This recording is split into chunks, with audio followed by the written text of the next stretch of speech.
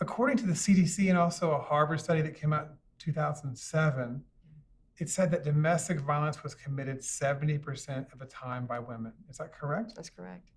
So why isn't when we walk into court, it's this Hollywood mentality that a child in the background crying with the man always hitting the woman?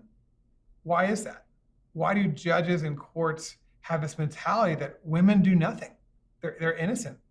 Because the law perpetrates stereotypes and makes money off of these stereotypes. It's ironic because we live in a culture today where everything is equal. We want equality. We want to put women and men on the same level playing field. But yet in the courtroom, it does anything but. So you have litigants going into the courtroom. And most people, if it's their first go around with family court, I think most men, in my experience, believe that the system is going to work, believe that justice is going to be served. I can't tell you how many times I've heard, I can't wait to get in there and tell this judge what really happened. Well, you get in the courtroom and you have an apathetic judge. You have a judge who won't allow testimony, who won't allow witnesses, who tells these litigants, I don't care, I don't want to hear it. I'm not going to allow domestic violence to occur in this courtroom. And this is before they even hear any evidence. Judges, and what I've come to learn is they're just as much politicians as our labeled politicians. Is that because they want to move up in a system? Well, and they want to keep the bench. They want to keep their jobs. So the majority of states that I know do not have term limits. So you have judges who stay on the bench 30 plus years. And the sad part about family court is when someone comes in and they give me their paperwork, what they were served with, the first thing I do is I look to see who the judge is, because I can pretty much tell them how their case is going to run based upon the judge. The second thing I do is I look who the attorney is, and I can pretty much tell them what allegations they're going to face. There's some attorneys who have a pattern and practice of alleging the same things in every case. True or not, it doesn't matter. Not in family Because court. it has to do with the adversarial system being a zealot advocate for your client, correct?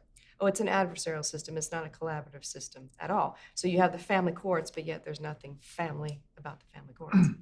So if I'm a woman versus I'm a man, so my plumbing or my underwear have a drastic outcome.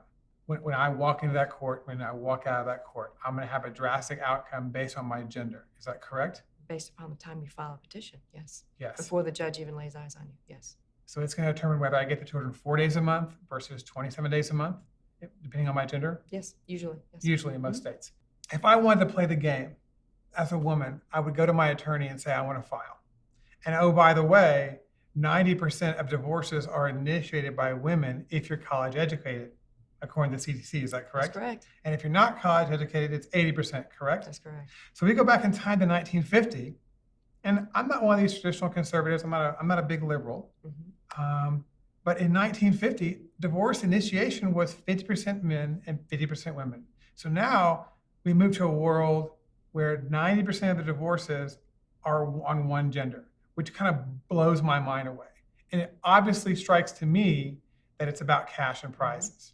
It's really about money and monopolistic control over your money, correct? Oh, yes. It's also about grabbing monopolistic control over the children for winning and also for more money and child support, etc. Correct? That's correct. So if I'm going to play the game as a woman, I can cash out, take my nest egg, get my kids, get a house to boot, and walk out pretty much free and clear. Yes. Pretty much. So I've